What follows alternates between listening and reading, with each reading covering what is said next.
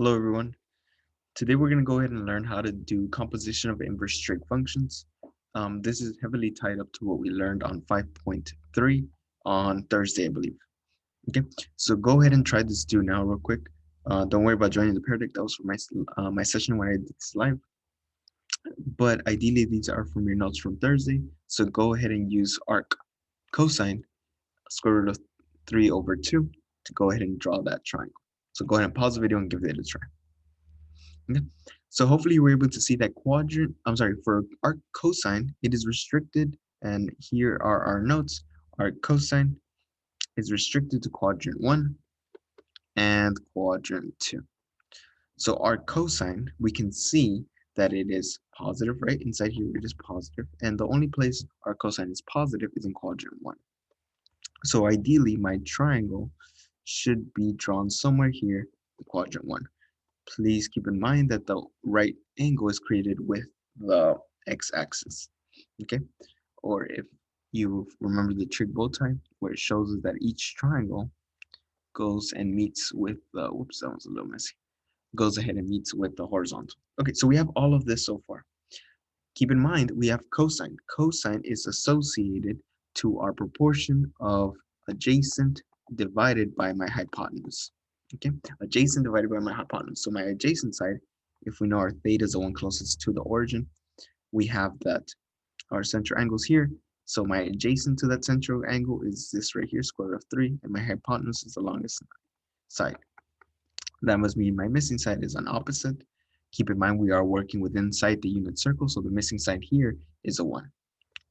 So the angle, the question I want you to ask yourself is, what theta, what angle gives us the length, right? The length of 1. Projects the length of 1, gives us a 1. So hopefully you're able to see that the theta that gives us this is 30 degrees. Keep in mind, I want all my solutions to be in radians, so pi over 6 is what we are looking with. Okay, awesome.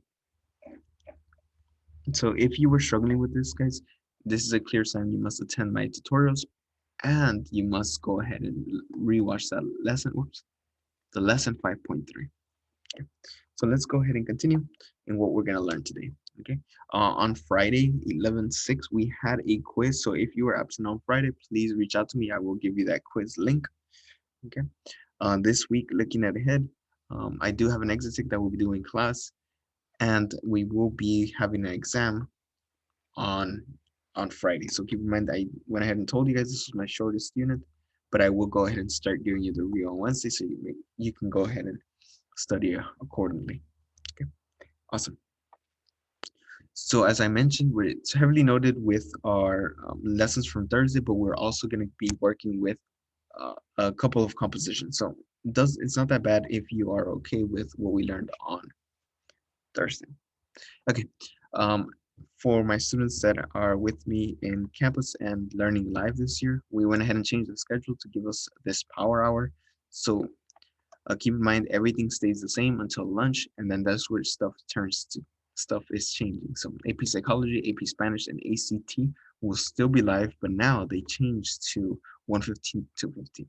Of course, AP Psych and AP Spanish are A and B days, so those will not let you allow to attend ACT, but ACT will be have those recorded lectures that you will watch in these following days. So keep in mind, my day is on Tuesday. So if you are failing or if you have lower than a 75, I will be requesting you in those power hours. Okay, awesome. Same thing goes for the rest of the subjects. Okay, awesome. Keep in mind, I did go ahead and ask you that we will be working with these flashcards because it does make it easier to have these, I guess, memorized in some sense, or be able to use our 30, 60, 90 triangle to go ahead and evaluate them. So these are the angles you will be using. These the angles in degrees and radians, and keep in mind sine, cosine, and tangent is the functions we'll be doing. So an example is right here. The front hand side will have the question, the back hand side will have the solution.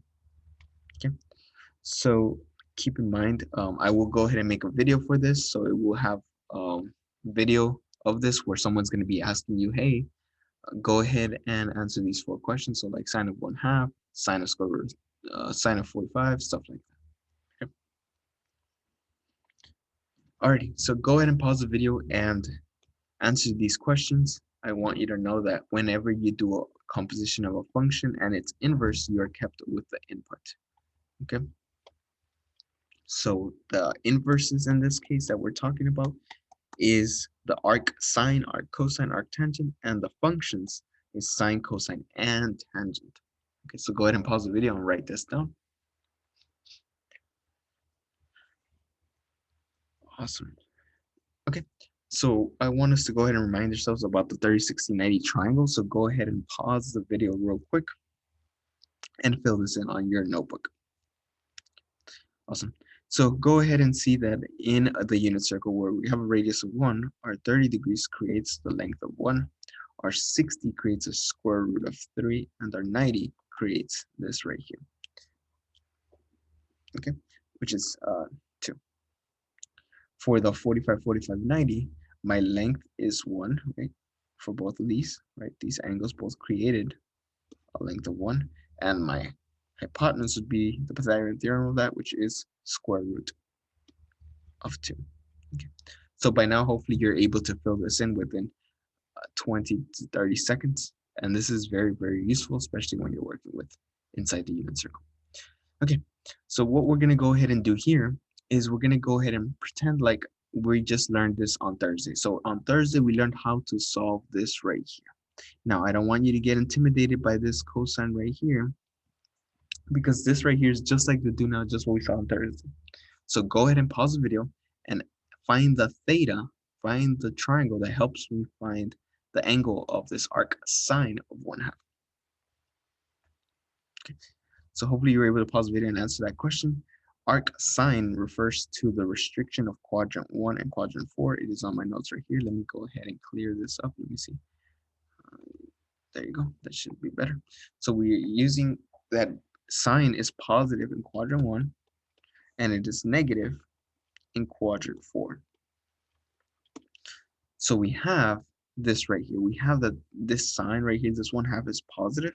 So I should be able to see this right here in quadrant 1. Okay, so quadrant 1, I have that sine is saw, right?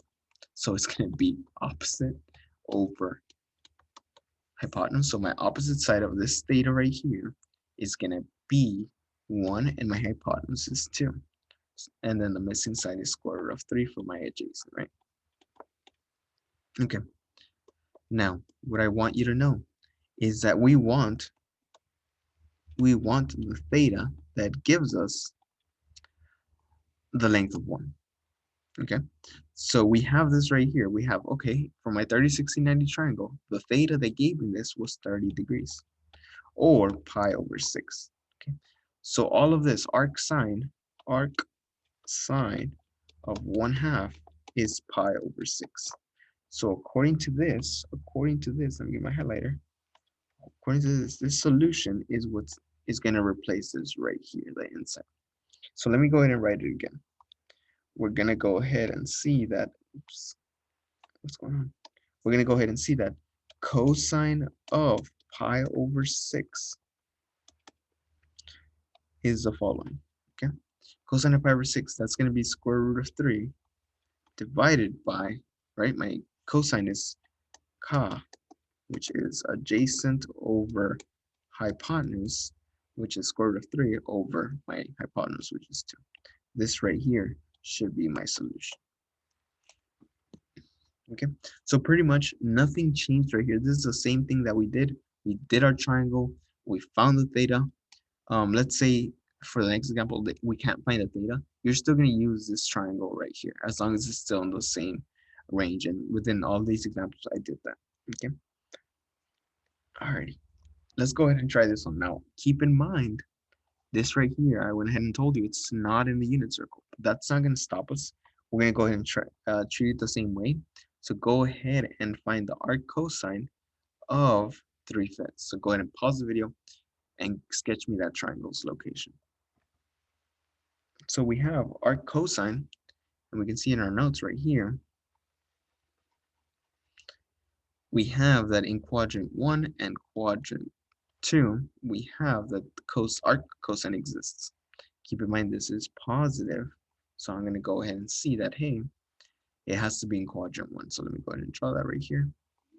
Keep in mind I have the right angle right here. It always does it in to the x-axis, and my theta is right over here, closest to the origin.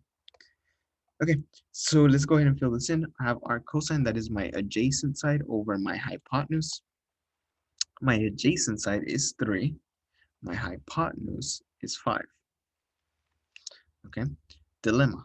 I'm still missing this side right here, which we know is the opposite. So I'm going to go ahead and say, okay, I have 3 squared, right? To find the missing side of a right triangle, I must do the Pythagorean theorem. So I got opposite squared is equal to my hypotenuse squared, which is 5 squared. So I have 9 plus the opposite. I should just put a variable. Squared is equal to 25. And I just go ahead and solve it. Opposite squared is equal to 25 minus 9, and opposite squared is equal to 16. So we should know that the square root of 16 is 4. So this missing side is 4. What I need you to know, guys, is this is a 3, 4, 5 triangle. So next time you see this, hopefully you're a little bit quicker and know, oh snap, whenever I see a 3 and a 5 in the hypotenuse, this is going to be 4. Or the other scenario, whenever I see 4 and 5 as a hypotenuse, I should say that 3 is my missing length. Okay. These are called Pythagorean triples. Alrighty, the next thing that I'm going to go ahead and do is find the angle. Well, as we mentioned, there is no angle, right, that creates a 4. So therefore, all I'm going to go ahead and do is I'm going to go ahead and say that arc cosine is just theta. So sine of theta, right? Because I could not figure out what angle, right? What angle gave me 4. But I'm going to go ahead and say some angle theta. Now, that's not going to affect us, guys, because we know how to find sine of this theta. We know how to find sine of this triangle right here. Sine is opposite over my hypotenuse. So my opposite is 4. My hypotenuse is 5. This should be your solution. 4/5. Okay. Go ahead and try the next one. I'm sorry, let me go ahead and do this one real quick with you. This one is very intimidating for some students because they don't see numbers here. Now, keep in mind, I went ahead and just labeled this as x, but if you go ahead and say that x is over 1, now you have your proportion.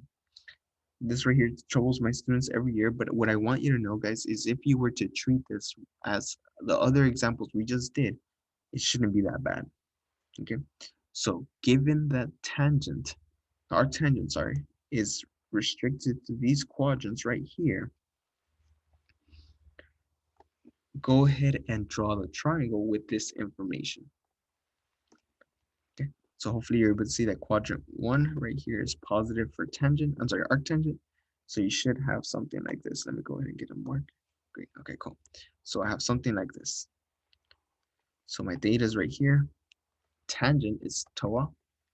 So my opposite is 1, and my adjacent, sorry, not opposite, my opposite is x, sorry about that. My opposite is x, and my adjacent is 1. I skipped. Okay, so my opposite is x, my adjacent is 1, and I need to go ahead and find out what is my missing, what is my missing length. So we have the Pythagorean theorem tells us that we can find it by getting the sides, the legs squared. So 1 squared plus x squared is equal to my missing side c squared.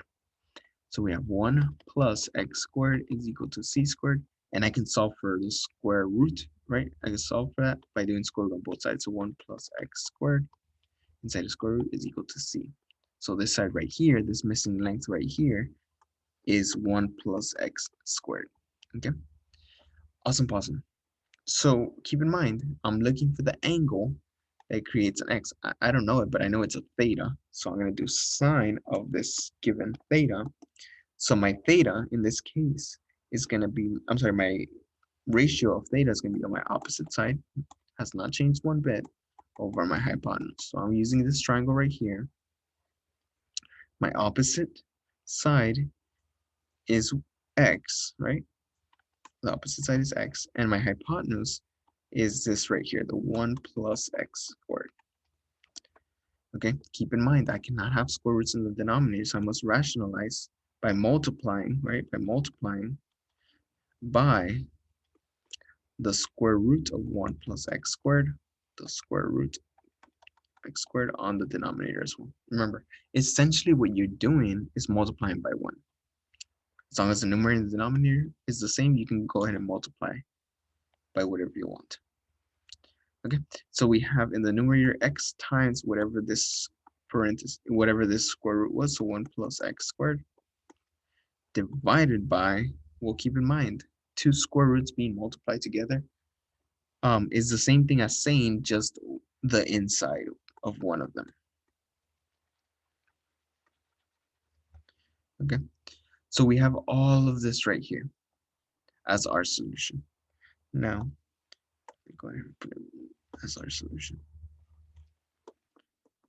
Okay. Let me go ahead and say this one more time because I know I know some students want to still feel a little intimidated by this, but ideally, guys, what I want you to know is that this right here, you can put it over 1 if that makes you more comfortable.